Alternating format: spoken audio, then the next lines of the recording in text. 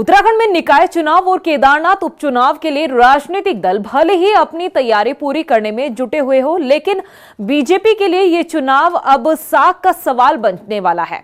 यही कारण है कि प्रत्याशियों के चयन के लिए इस बार बीजेपी ने अपने प्लान में कुछ बदलाव किया है। यह रिपोर्ट देखिए। निकाय चुनाव और केदारनाथ विधानसभा के उपचुनाव के लिए जहां विपक्षी दल पदयात्रा निकाल रहे हैं, तो वहीं दूसरी तरफ बीजेपी ने केदारनाथ में 5 मंडलों में 5 कैबिनेट मंत्रियों की तैनाती कर दी है, जिससे चुनाव की तैयारियां समय रहते पूरी की जा सके और चुनाव में बड़ी जीत हासिल की जा सके। लेकिन इसके साथ ही निकायों के चुनाव के लिए भी सियासी दलों ने अपनी चुनावी रणनीति में बदलाव करना शुरू कर दिया है। अमूमन पार्टियां प्रत्याशियों के चयन प्रक्रिया में चुनाव लड़ने वाले सभी दावेदारों का परीक्षण करती है और फिर एक नाम का पैनल बनाकर पार्टी हाईकमान को भेजा जाता है, जिस पर हाईकमान प्रत्याशियों की घोषणा करता है। लेकिन इस बार परिस्थितियां राज्य में बदल चुकी है। बद्रीनाथ और मंगलौर उपचुनाव में बीजेपी हार चुकी है और इसी को देखते हुए इस बार प्रत्याशियों के चयन प्रक्रिया में बीजेपी पूरी पारदर्शिता बरतना चाहती है। इस बार बीजेपी ने अपने प्रत्याशियों के चयन के लिए एक ऐसी कमेटी का गठन किया है जो धरातल पर भी सर्वे करेगी और प्रत्याशियों के जनाधार को तोलने का भी काम किया जाएगा। इसके बाद जो प्रत्याशी फिल्टर होकर बाहर आएंगे, उनके लिए भी पार्टी जनता के बीच सर्वे कराएगी कि जनता के बीच में कौन लोकप्रिय है और उसी के बाद उसे प्रत्याशी बनाने का काम किया जाएगा। जबकि कांग्रेस में निकाय चुनाव के लिए पहले से प्रत्याशी अपनी दावेदारी पेश कर चुके हैं। सूत्रों की माने तो केदारनाथ उपचुनाव के लिए पार्टी के सामने पूर्व विधायक मनोज रावत, पूर्व विधायक और पूर्व प्रदेश अध्यक्ष गणेश ओदियाल और पूर्व कैबिनेट मंत्री हरक सिंह रावत प्रबल दावेदार नजर आ रहे हैं।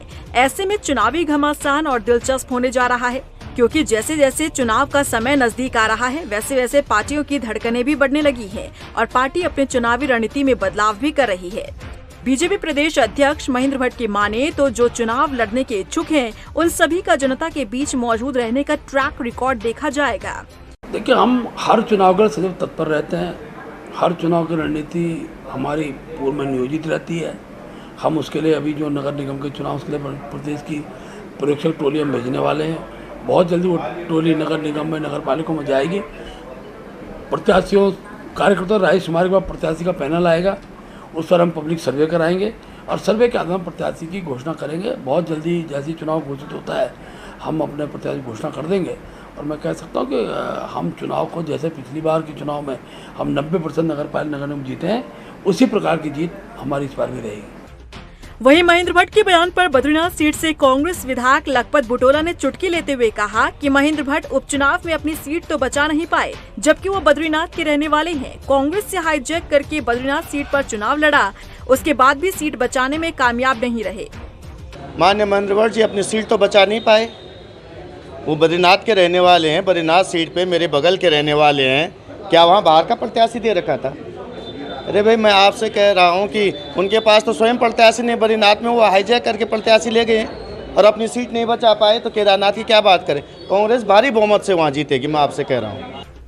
माना जा रहा है कि केदारनाथ उपचुनाव की तारीख का ऐलान जल्द हो सकता है। ऐसे में बीजेपी हो या कांग्रेस, दोनों ही दल चुनाव की तैयारी में अभी से जुटे हैं और कोशिश है कि चुनाव में विरोधियों को मात दी जा सके। लेकिन देखना होगा कि हाल ही में 2 सीटों पर हुए उपचुनाव में हार का सामना करने वाली बीजेपी क्या केदारनाथ सीट पर जीत दर्ज कर पाती है। रफ्तार मीडिया के लिए देहरादून से सुशांत सिंह की रिपोर्ट।